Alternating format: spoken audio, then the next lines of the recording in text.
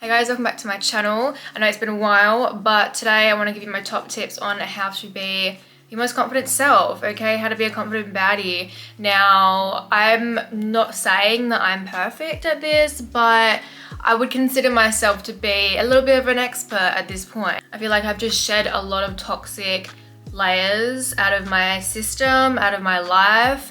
A lot of that toxic bullshit is gone. I'm just more stable in who I am as a person, more sure of who I am as a person. And my path forward is a lot more clear now, you know, and I just don't really doubt myself like I used to. So I suppose all these tips kind of contribute to how I got to this place within myself.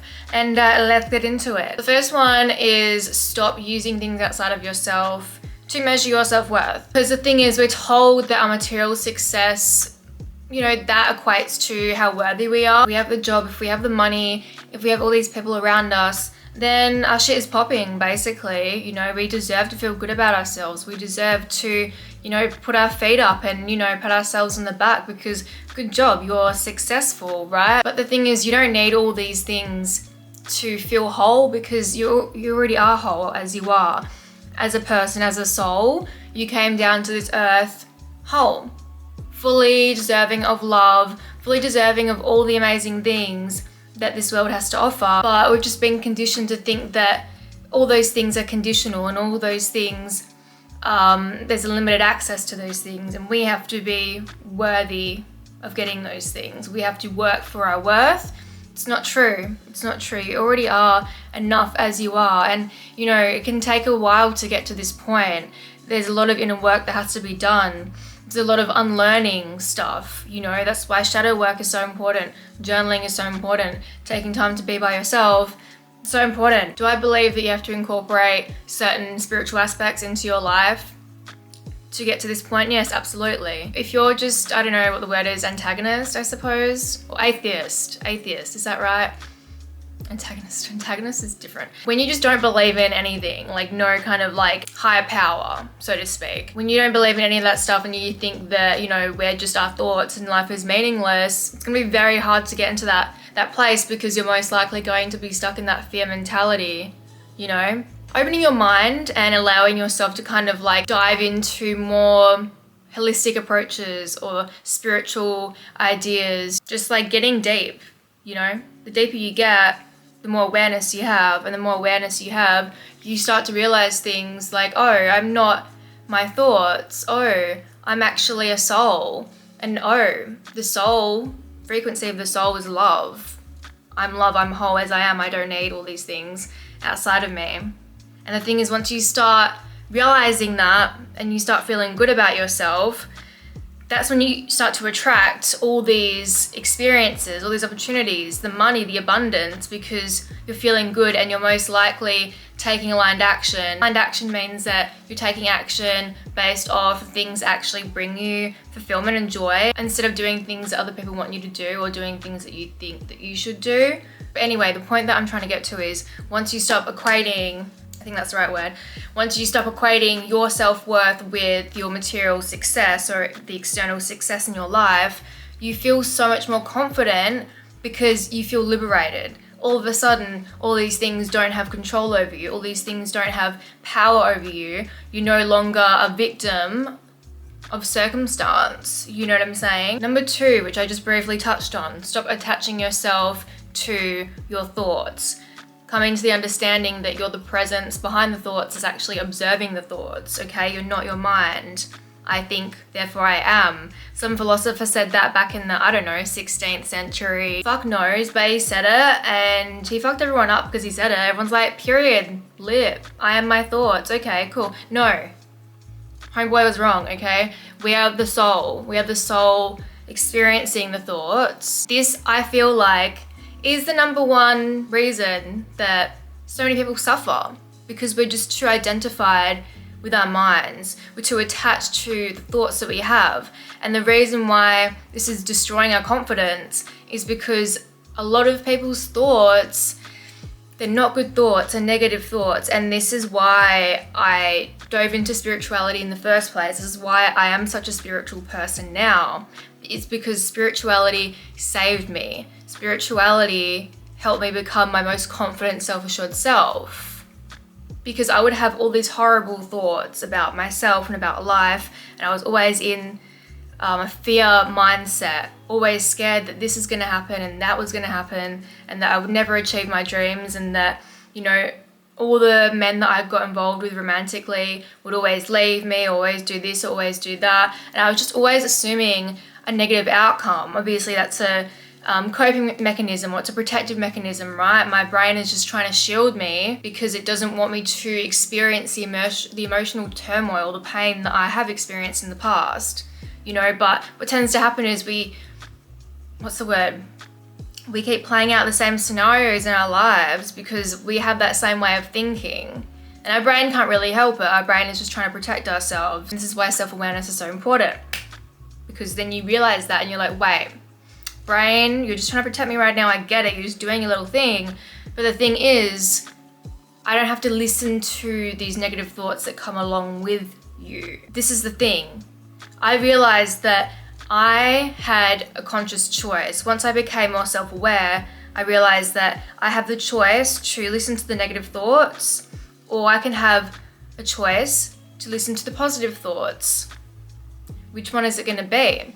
Am I going to choose the thoughts that inflict damage, emotional damage, or am I going to choose the thoughts that make me feel good, that make me feel relaxed, that actually help me manifest my dreams?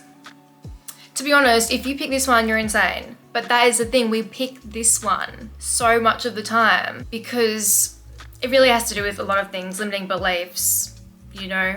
We're so tied to our patterns, our toxic patterns, but the more conscious you become, the more self-aware you become, the more you can detach yourself from these things, okay? Look, girl, I've done so much inner work. I'm conscious as a motherfucker, okay? But I still have negative thoughts, like every single day. They pop up, you know? But the difference here now is that I don't identify with those thoughts. I acknowledge them, I say them, and I'm like, oh my God, cool, but I'm not listening to you, sorry.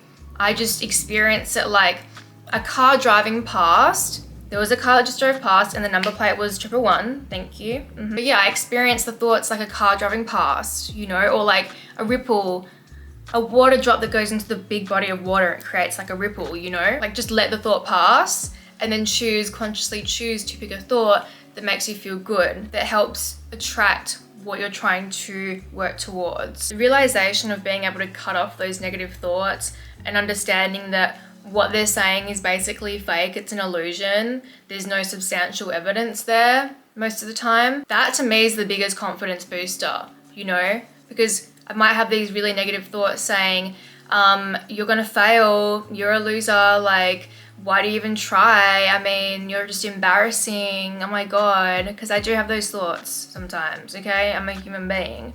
But the confidence boost for me comes from realizing, wait, you're full of shit, because I'm actually that bitch and I am amazing. I'm going to succeed. I'm going to literally manifest all my dreams, which I'm literally in the process of right now. It's unfolding before my eyes. So like, what the hell, you know? Again, just your brain trying to keep you safe.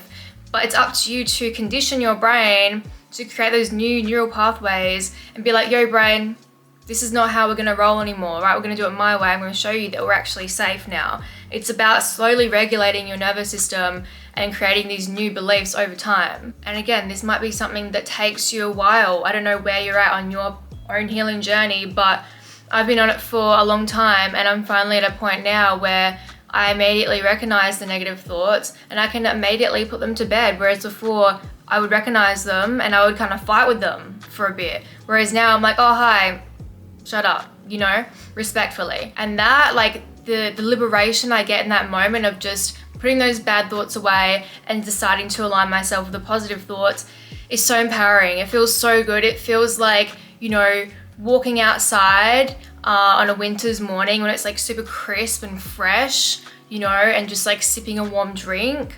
That's how it feels to me in that moment. How could you not be confident after that? You know, it's like nothing's holding you back, because most of the time what is destroying our confidence is ourselves. It's literally the limitations we place on ourselves because we don't think we're good enough. Okay, number 3 is redefining the beauty standard. I've spoken about this a little bit on my channel already, but we're gonna get into it again. I feel like the reason why so many of us girlies are so depresso is because, well, we're letting other people tell us how we should feel about ourselves. We're letting other people tell us whether or not we're beautiful, whether or not we're acceptable, whether or not we're worth it. Why the fuck are you letting someone tell you that? That is up for you to decide. Objectively speaking, everything is subjective. Beauty is subjective, right? Just because someone sees someone as beautiful doesn't mean the other person is going to. You know, the current beauty standard is very toxic. And I see so many women around my age that fall victim to it because they think that, you know, men are gonna love them more because they look a certain way. And I'm gonna tell you right now, that is the number one way you're going to attract inauthentic relationships into your life. Men that don't really care about who you are as a person, as a soul, and they just want what you've got going on appearance-wise. And that isn't even really you, to be honest. And look, I am all for the girlies doing what they want to make themselves feel better, but it needs to come from a place of, yeah, I'm doing this for me, I'm doing this because, you know, it's who I am, it's authentic, blah, blah, blah. But I just feel like the reason why we get all these things done to align with the beauty standard is so that we can please other people, and that is something that I will never stand for. You need to look at the beauty standard as an illusion. It's not real. It's all a marketing ploy. It's literally a way to profit off women's insecurities. They know how to make women buy. They know what women are insecure about. Money in their pockets. And it's very sad, and you need to educate yourself on this. Look, I have my Aquarius and Venus, right? So luckily for me, I've always been drawn to the unconventional. I've always been drawn to uniqueness, individuality. I love those aspects in people. And so it's always been pretty easy for me to embrace my own authenticity, my own uniqueness, my own individuality, and really wear that on my sleeve and really be proud of it. You know, like, this is who I am kind of thing. I don't think that you need to look like all the girls on Instagram to be beautiful. In fact, I think it's so much more beautiful to not look like every single other girl that is out there. The best way to hype your confidence up is by wanting to become the most authentic version of who you are. You're not trying to live up to a standard that somebody else has made up, saying that you should look like this. No, actually, I should look like myself, the best version of myself, regardless of what that looks like, regardless of whether or not that is in line with the beauty standard that's popping right now. I'm all about challenging the status quo. Oh, you want me to follow you? No.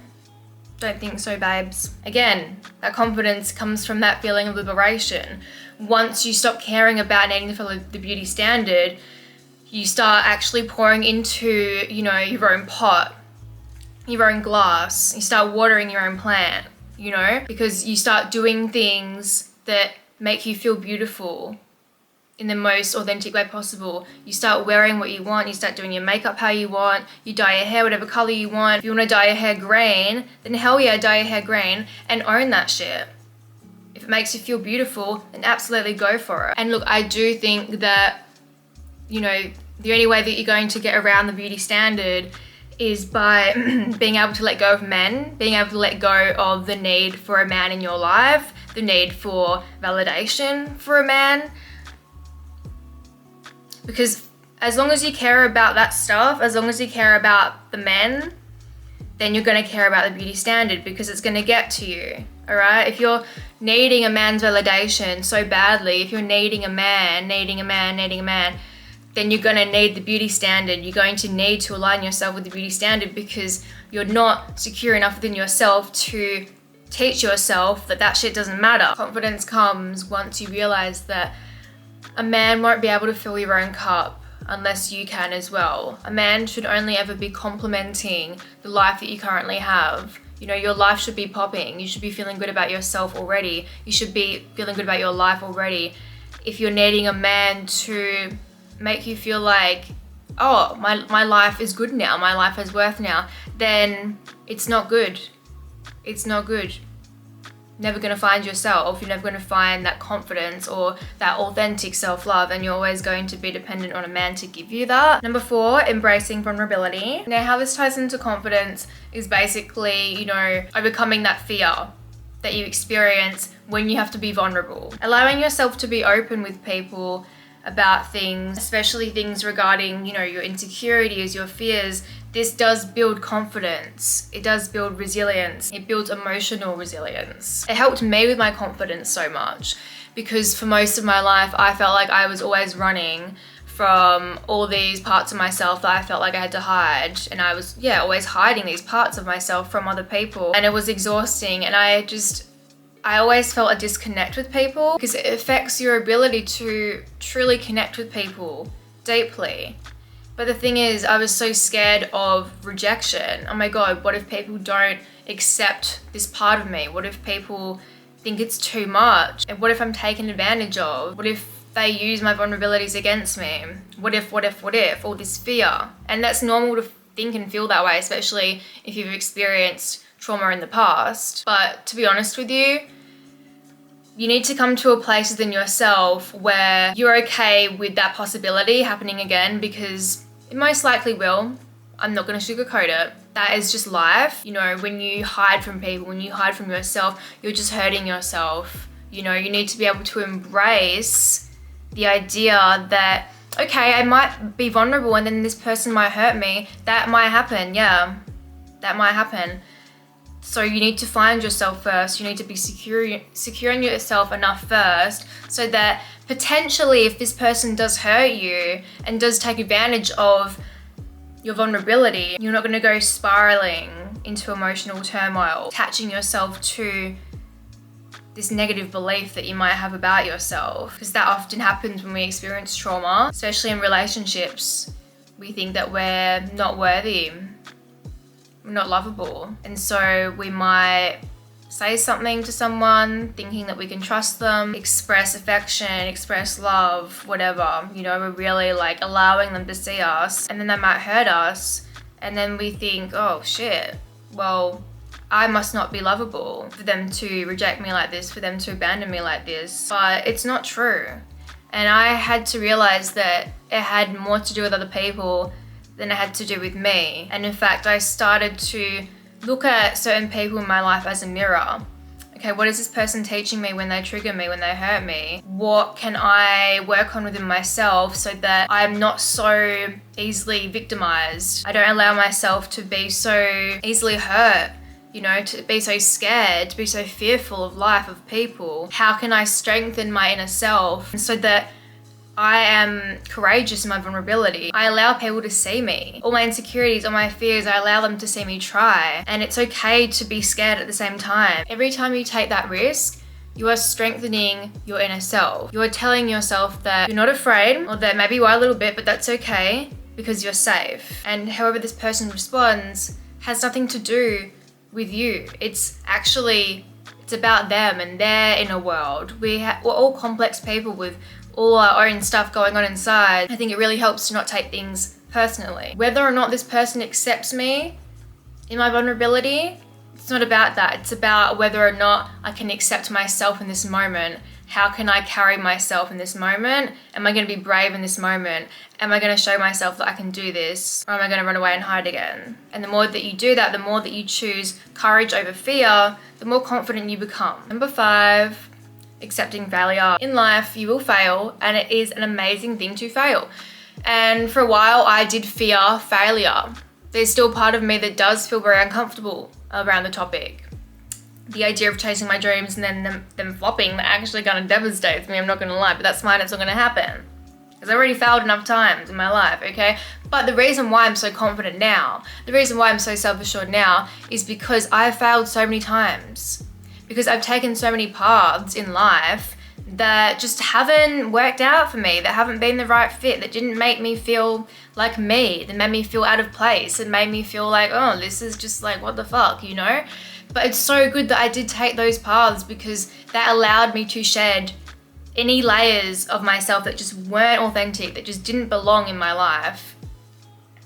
That's why I'm just the most authentic version of myself now, and I'm just popping with authenticity because I have experienced failure so much. I realize what works for me and what doesn't. It's like that saying, you got to kiss a lot of toads to get a prince or whatever. Looking at failed outcomes with a growth mindset and trying to see how you can learn from this experience, how you can grow from this experience, instead of, really taking it personally and putting such a bad or like a negative label on it and identifying with it and making it a part of your identity. Oh, I failed, so I'm a failure. No, that's not what we want to do. We don't want to attach our identity to the experiences that we have. I mean, I think it's okay to do it with the positive experiences, but I think it's just best to be at a neutral point so that it's easy. You know what I'm saying? Viewing it as redirection and not rejection is really going to boost your confidence, and it's going to help you go for whatever you want to go for in life. I feel like the reason why we don't go for a lot of things is because we're scared of failing, okay?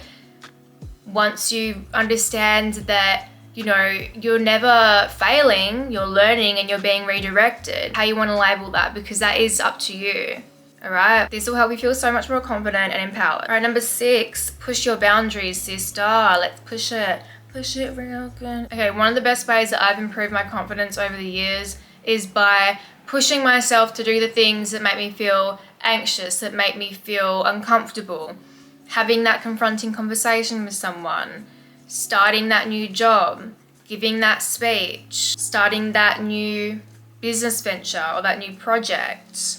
Okay, if I'm feeling instinctively called to do something, but at the same time, I'm feeling a lot of, oh, I don't want to do that. That's really scary. What if this happens? I force myself to do it because I see it as a test. And if I pass this test, that means that I'm going to be rewarded with a version of myself that is so much more confident, that is so much more self-assured. Even if it's just like 5% more, doesn't matter. It's all contributing to my growth. They're adding to the relationship that I'm building with myself, with me, myself, and I. Everything is like a little building block. The reason why it's so important to push yourself every single time is because the more you do this, the less intimidating things become. Me now, in comparison to, I don't know, when I finished high school, I suppose, when I was like 17 or whatever. Girl, the only reason why I'm at the point I'm at now is because I always pushed myself. I pushed and pushed and pushed. I'm a Capricorn. I pushed up that motherfucking hill, okay? Because I knew it was essential for my growth as a person. When you come across experiences in life that are really intimidating and you're like, oh my God, damn, this makes me uncomfortable. I don't know if I can do this. The chances of you actually just taking it and doing it are so much more likely, and the chances of you slaying are so much more likely because you've got all this confidence and experience under your belt. You're like, I did all these things, so what is stopping me from doing this thing, Okay, the next one is stop comparing yourself to other people. This is a no-brainer. This is something that I speak about all the time on this channel. Comparing yourself to other people and what they're doing in their journeys is a death trap. It is a death sentence. You might as well give up now. I fully believe that everyone was put onto this earth with a particular purpose. Maybe your purpose is literally just to live life. Doesn't matter. It's a purpose. Watch the movie Soul if you haven't watched it yet. It's amazing. But I feel like, everyone's journey is so unique. It's so different. Everyone is given their own set of challenges, of obstacles, of joys, of experiences, of people, of everything. There's no way you can judge someone's life based off a picture on Instagram, based off what they're posting.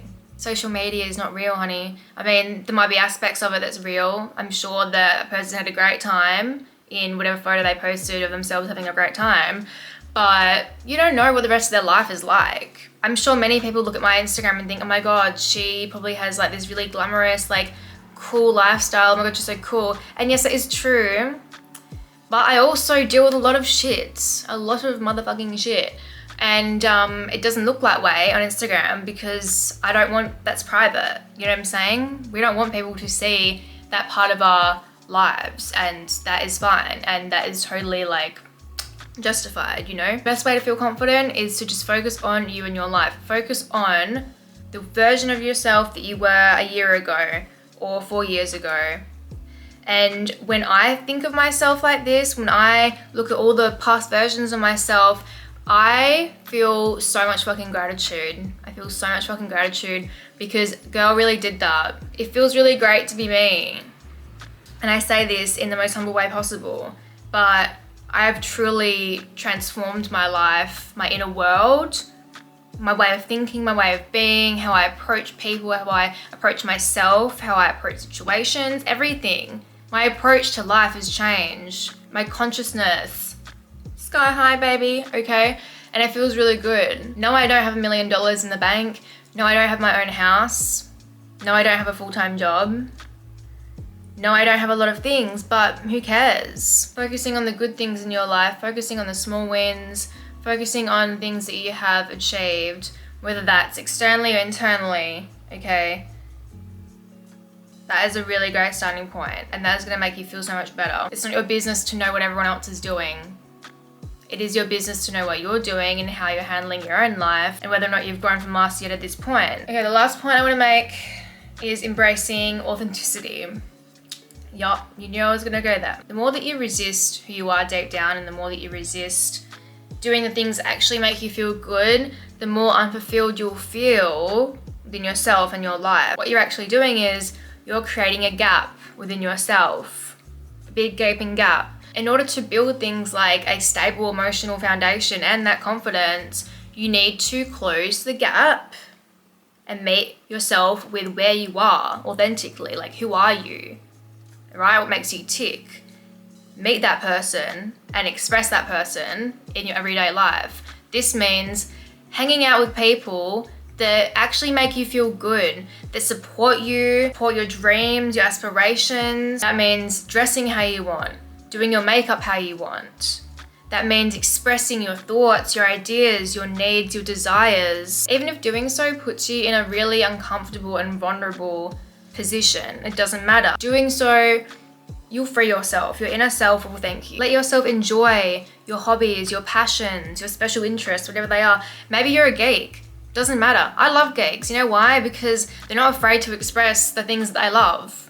Whatever it is, Star Wars or, I don't know, Star Trek, Dungeons and Dragons, I don't know. Whatever the fuck. Like, dude, I'm a total nerd. I nerd out to like everything. I'm a total fangirl. Stop hiding those parts of yourself. Stop hiding the parts of yourself that get you excited about life. The more you hide yourself and the more you feel ashamed of, the bigger the gap you're creating within yourself. The more you accept yourself and all the other things that come along with you, the more confident you feel within yourself, because you realize that being this person, expressing yourself as this person, as the fullest extension of who you are, feels amazing, feels fulfilling, feels liberating. Most people don't even like themselves. Most people are in that boat where they just don't have the confidence to express themselves. And so if you have someone hating, it's really them projecting. I always made it a habit on my Instagram to post about whatever I was vibing with at that current point in time, you know? I was obsessed with One Piece last year. Like, I was so obsessed.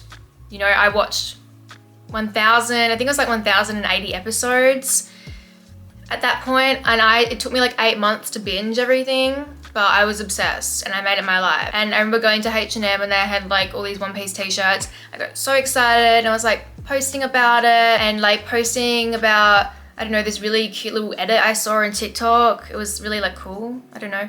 But I liked it. Just posting about like, oh my God, life is so good when you can watch a One Piece episode and then like eat your favorite meal at the same time or whatever, I don't know.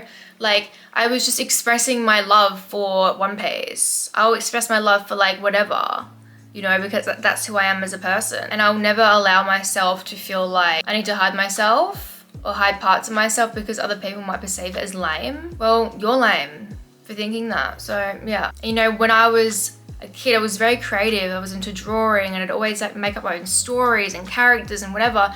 And when I started high school, I stopped drawing completely because I thought it was childish. I thought it was lame. And I really wish that that didn't happen. You know, because maybe my artist skills would be like top tier by now, but I am drawing again. I'm expressing myself again. I made it a habit to live as my inner child and to express those childlike qualities and to let my joys be seen by people, because that's just, I feel like, is part of who I am, and it's part of my journey. I'm meant to let people see that part of myself so that it inspires people to be like that as well. Chase that lifestyle, chase that dream job or that dream career.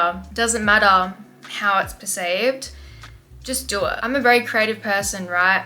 And if you're also a very creative person, then you'll know how hard it is to find yourself in this world. It can oftentimes feel like you're really lost and you don't know what path to take, and you're most likely at war within yourself. I was for a long time. This part of me that just felt right and that felt easy and that felt good, this creative part of me.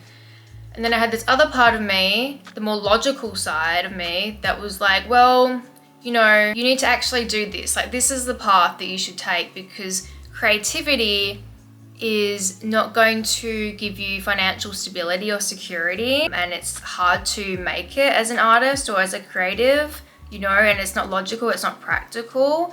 So you need to take the more logical and practical way so that you can have financial security. You need to go to uni, you need to do this, and that is what I did. I decided to try all these different things other than the thing that I knew that deep down I should be actually doing. I tried multiple paths at TAFE. I went to uni. I've done so many jobs, all these different jobs I've tried out, and they always felt so hard. They always felt so uncomfortable. You know, it always felt like I was just fighting against life. I always just felt so out of place. I just couldn't help but feel like this just isn't how it's meant to be. Why does life feel so difficult for me when it seems to be so easy for everyone else?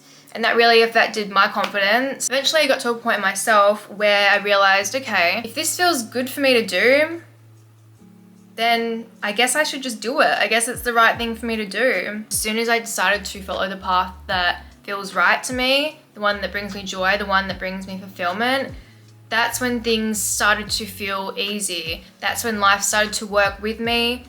That's when everything just started to flow. You'll find that when you honor your authentic self and you're aligned with your life and you're taking aligned action, you're doing the things that make you feel good, you know, you're pursuing your dreams and your goals, things that feel right for you, life will be on your side. Life wants you to win. Life is always trying to help us become our most authentic self. You understand that life is always trying to direct you on the path that is the best path for you, and you feel more confident, you feel more empowered, you feel good about life and about yourself. Thank you for watching my video today. Give me a like if you liked it, little thumbs up action, you know, leave me a comment, let me know what you thought, and subscribe if you'd like to see more, okay? I don't know when that might be, but you know you want to. Okay, bye.